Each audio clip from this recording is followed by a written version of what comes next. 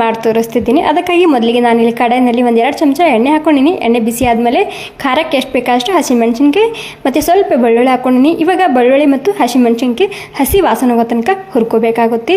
Specially ಖಾರ ಪ್ರಿಯರಿಗೆ ಇದು ತುಂಬಾ ಇಷ್ಟ ಆಗುತ್ತೆ. ಸೊ ಖಂಡಿತ ಒಂದು ಸ್ವಲ್ಪ ಟ್ರೈ ಮಾಡಿ ನೋಡಿ.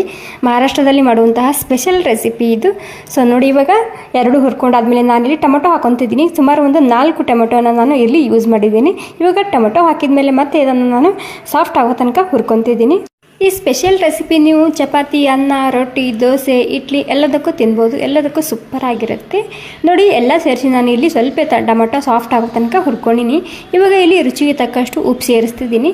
ಇಲ್ಲಿ ಉಪ್ಪು ಹಾಕೋದ್ರಿಂದ ಜಲ್ದಿ ಟೊಮೆಟೊ ಸಾಫ್ಟ್ ಆಗುತ್ತೆ. ಹೀಗಾಗಿ ಇಲ್ಲೇನೋ ಸೇರಿಸ್ಕೊಳ್ಳಿ. ಇವಾಗ ಟೊಮೆಟೊ ಪೂರ್ತಿಯಾಗಿ ಸಾಫ್ಟ್ ಆಗಬೇಕು, ಅಲ್ಲಿ ತನಕ ಅದನ್ನು ನಾನು ಹುರ್ಕೊಂಡು ತೊಗೊತಿದ್ದೀನಿ. ಮತ್ತು ಫ್ರೆಂಡ್ಸ್, ಈ ರೆಸಿಪಿ ನಿಮಗೆ ಸ್ವಲ್ಪನಾದರೂ ಇಷ್ಟ ಆಗಿದ್ರೆ ಒಂದು ಲೈಕ್ ಮಾಡಿ. ಸೊ ಖಂಡಿತ ಒಂದು ಸ್ವಲ್ಪ ಟ್ರೈ ಮಾಡಿ ನೋಡಿ. ಮತ್ತು ನಿಮ್ಮ ಅಭಿಪ್ರಾಯ ನನಗೆ ಕಾಮೆಂಟ್ ಮೂಲಕ ತಿಳಿಸ್ಬೇಕು. ಸೊ ನೋಡಿ, ಟೊಮೆಟೊ ಸಾಫ್ಟ್ ಆಗಿದೆ. ಇವಾಗ ನೋಡ್ತಿರ್ಬೋದು, ಇಷ್ಟಾದರೆ ಸಾಕಾಗುತ್ತೆ. ಇವಾಗ ಒಂದು ಅರ್ಧ ಕಪ್ ಆಗುವಷ್ಟು ಕೊತ್ತಂಬರಿ ಸೊಪ್ಪು ಹಾಕ್ಕೊತಾ ಇದ್ದೀನಿ. ಕ್ಲೀನಾಗಿ ಮೊದಲೇ ನಾನು ತೊಳ್ಕೊಂಡು ಇಟ್ಕೊಂಡಿನಿ. ಒಂದು ಅರ್ಧ ಕಪ್ ಅಥವಾ ಒಂದು ಪಾವು ಕಪ್ ಹಾಕಿದ್ರೆ ಸಾಕಾಗುತ್ತೆ ಇವಾಗ ಕೊತ್ತಂಬರಿ ಸೊಪ್ಪು. ಇವಾಗ ಕೊತ್ತಂಬರಿ ಸೊಪ್ಪು ಕೂಡ ನಾನು ಹಸಿ ವಾಸನೆ ಹೋಗೋ ತನಕ ಇಲ್ಲಿ ಹುರ್ಕೊಂಡು ತೊಗೊತಿದ್ದೀನಿ. ಓಕೆ ನೋಡಿ, ಕೊತ್ತಂಬರಿ ಸೊಪ್ಪು ಕೂಡ ನಾನು ಸ್ವಲ್ಪ ಹುರ್ಕೊಂಡಿನಿ, ಜಾಸ್ತಿ ಏನಿಲ್ಲ, ಇಷ್ಟಾದರೆ ಸಾಕಾಗುತ್ತೆ. ಇವಾಗ ಗ್ಯಾಸ್ ಬಂದ್ ಮಾಡ್ಕೊಂಡು ನಾನು ಸ್ವಲ್ಪ ತಣ್ಣಗೆ ಮಾಡ್ಕೊಂಡು ತೊಗೊತಿದ್ದೀನಿ. ಬಿಸಿ ಬಿಸಿ ಇರುವಾಗ ಮಿಕ್ಸಿಯಲ್ಲಿ ಹಾಕಬಾರ್ದು. ಸ್ವಲ್ಪ ತಣ್ಣಗಾದ್ಮೇಲೆ ಇದು ಮಿಕ್ಸಿಯಲ್ಲಿ ಹಾಕ್ಕೊಂಡು ರುಬ್ಕೋಬೇಕಾಗುತ್ತೆ. ಓಕೆ ನೋಡಿ, ಒಂದು 5-10 ನಿಮಿಷ ಬಿಟ್ಟಿದ್ದು ನಾನು. ಇವಾಗ ತಣ್ಣಗಾಗಿದೆ. ತಣ್ಣಗಾದ್ಮೇಲೆ ಇದನ್ನು ನಾನು ಮಿಕ್ಸಿಯಲ್ಲಿ ಹಾಕ್ಕೊತಿದ್ದೀನಿ. ಓಕೆ ನೋಡಿ, ಎಲ್ಲ ಸೇರಿಸಿ ಮಿಕ್ಸಿಯಲ್ಲಿ ಹಾಕೊಂಡಾಗಿದೆ. ಇವಾಗ 2 ಸೇರಿಸಿ ನಾನು ನೀರು ಹಾಕ್ತೀನಿ. ಇದನ್ನು ಸ್ಮೂತಾಗಿ ರುಬ್ಬಿ ತೊಗೊತಿದ್ದೀನಿ. ನೋಡಿ, ನೀರು ಹಾಕ್ಬಾರ್ದು ರುಬ್ಬುವಾಗ, ಹಾಗೆಯೇ ರುಬ್ಕೋಬೇಕಾಗುತ್ತೆ. ಈ ರೀತಿಯಾಗಿ ಬಂದಿದೆ. ಇವಾಗ ನೋಡ್ತಿರ್ಬೋದು. ಸೊ ನೋಡ್ದೇ ತಿನ್ಬೇಕನ್ನಿಸ್ತಿದೆ, ಅಷ್ಟು ರುಚಿಯಾಗಿ ಬರುತ್ತೆ ಇದು. ಸೊ ತುಂಬಾ ಸಿಂಪಲಾಗಿ ಮಾಡ್ಕೋಬೋದು ಈ ರೆಸಿಪಿ. ನಾನಿಲ್ಲಿ 1 ಕಪ್ ಆಗುವಷ್ಟು ಗಟ್ಟಿಯಾಗಿರುವಂತಹ ಮೊಸರು ತೊಗೊಂಡಿದ್ದೀನಿ. ಮನೆಯಲ್ಲೇ ಮಾಡಿರುವಂತಹ ಮೊಸರದ ಇದು. ಇದನ್ನು ಸ್ಮೂತಾಗಿ ಮಾಡ್ಕೊಂಡು ತೊಗೋಬೇಕಾಗುತ್ತೆ ಮೊದಲಿಗೆ, ಹಾಗೆಯೇ ಬಳಸಬಾರ್ದು ಇದಕ್ಕೆ. ಓಕೆ ನೋಡಿ, ಇದನ್ನು ಸ್ಮೂತಾಗಿ ಮಾಡ್ಕೊಂಡಾಗಿದೆ ಇವಾಗ ಮೊಸರು. ಇವಾಗ ರುಬ್ಬಿದಂತಹ ಪೇಸ್ಟ್ನ ಇದರಲ್ಲಿ ಮೊಸರಿನಲ್ಲಿ ಸೇರಿಸ್ತಿದ್ದೀನಿ. ಮತ್ತು ನಿಮಗೆ ಏನಾದರೂ ಡಿಫ್ರೆಂಟಾಗಿ ಟ್ರೈ ಮಾಡಬೇಕು ಅಂದ್ಕೊಂಡ್ರೆ ಈ ರೆಸಿಪಿ ಮಾತ್ರ ನೀವು ಮಿಸ್ ಮಾಡದೆ ಟ್ರೈ ಮಾಡಿ ನೋಡಿ. ತುಂಬಾ ಇಷ್ಟ ಆಗುತ್ತೆ ಎಲ್ರಿಗೂ. ಮತ್ತು ಎಷ್ಟು ಸರಳವಾಗಿ ಮಾಡ್ಕೋಬೋದಲ್ವಾ.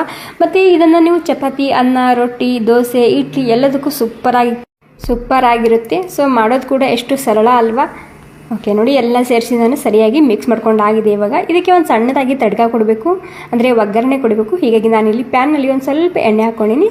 ಎಣ್ಣೆ ಬಿಸಿ ಆಗಿದೆ. ಎಣ್ಣೆ ಬಿಸಿ ಆದಮೇಲೆ ಉದ್ದಿನಬೇಳೆ, ಸಾಸಿವೆ ಮತ್ತು ಜೀರಿಗೆ ಸೇರಿಸ್ತಿದ್ದೀನಿ. ಇವಾಗ ಎಲ್ಲ ಸೇರಿಸಿ ಹಸಿ ವಾಸನೆ ಹೋಗೋ ತನಕ ಮೊದಲಿಗೆ ಹುರ್ಕೋಬೇಕಾಗುತ್ತೆ. ಸಾಸಿವೆ ಚಟಪಟ ಅನ್ನಬೇಕು.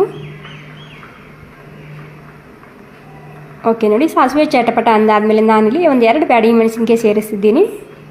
ಮತ್ತು ಸ್ವಲ್ಪನೇ ಹಿಂಗು ಮತ್ತು ಸ್ವಲ್ಪನೇ ಕರಿಬೇವು ಸೊಪ್ಪು ಹಾಕ್ತಿದ್ದೀನಿ.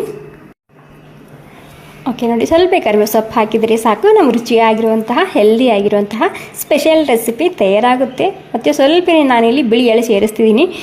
ಗ್ಯಾಸ್ ಬಂದ್ ಮಾಡಿಕೊಂಡೆ ಈ ಬಿಳಿ ಎಳ್ಳನ್ನ ಹಾಕ್ಕೊಳ್ಳಿ.